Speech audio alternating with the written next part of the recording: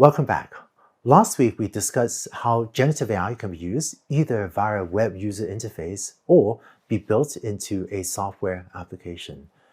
In this week, we'll take a look at how many amazing software applications are being built using generative AI.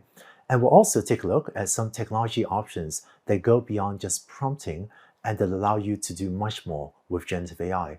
For example, having it operate on your own proprietary documents rather than just on what is learned from public sources on the internet. Let's take a look.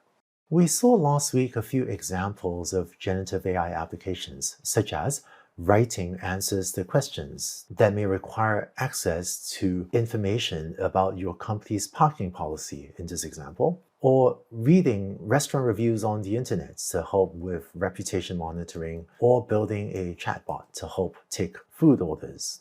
It turns out that while some applications like this did exist and were built before the rise of generative AI has made building these applications much easier and in many cases has made them work much better as well. Let me illustrate with the example of reading restaurant reviews for reputation monitoring. A few years ago, if you wanted to build a system for reading restaurant reviews, it would have taken writing a lot of software code that looks like this, pages and pages of software that you would need machine learning engineers to write. And specifically, the process of building a restaurant reputation monitoring review system would have looked like this. You would use supervised learning, that's that technology that maps from inputs A to outputs B. And if I were building the system, I would start by collecting maybe a few hundred or a few thousand data points with examples like this. I would have a review, best soup dumplings ever eaten. That sounds delicious, and label that as a positive review. The colorful tablecloths made me smile. That's positive, or not worth the 3-month wait. That'd be a negative review. And the process of building the system would involve first getting labeled data, then finding an AI team to help train an AI model on the data to learn how to output positive or negative depending on different inputs A. And then finally, you might have to find a cloud service like AWS or Google Cloud or Azure to deploy and run the model so that when you then input best bubble tea I've ever had, that would hopefully recognize this as having a positive sentiment. And this process would often take months. In contrast, if you were to use prompt-based development, this is the code you would need to develop a sentiment classifier. First, here's how I would specify a prompt in code. My prompt, which I've set equal to 2 parts of text. There's the instruction text, classify the following review as having the positive or negative sentiment. And then here is the review text. And after specifying the prompt in code, I just need 1 line of code to call the large language model to get a response back. And then I'm going to have it display or print the response.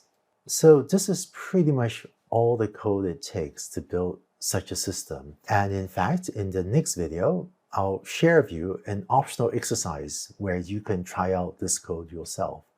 Whereas with the traditional approach to building a sentiment classifier using supervised learning, the timeline for the project might have been a month to get, say, 1,000 labeled examples with 1,000 reviews and the positive and negative labels.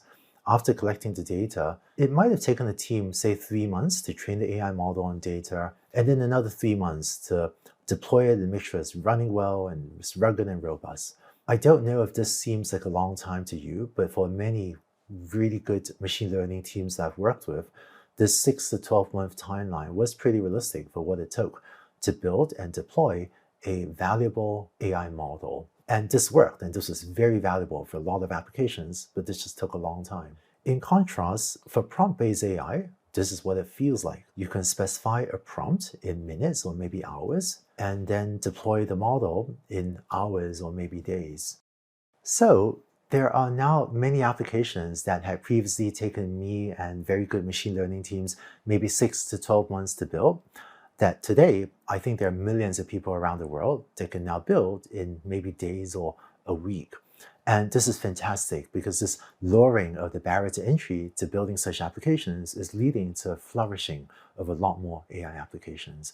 With one important caveat, which is that, as we discussed last week, generative AI tends to work much better for unstructured data like text and images and audio.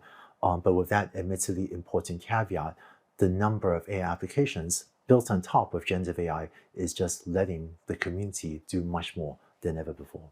In the next optional video, I'd like to invite you to try out some codes with me for reading restaurant reviews and classifying sentiment. It's fine if you've never seen or written a line of code before in your life, but I'm hoping to convey to you how little code is needed to do this now and let you try it out yourself. So I hope you take a look, though also feel free to skip it if you wish, and after that, we'll come back and talk about what building a generative AI software project feels like when we talk about the life cycle of a generative AI project.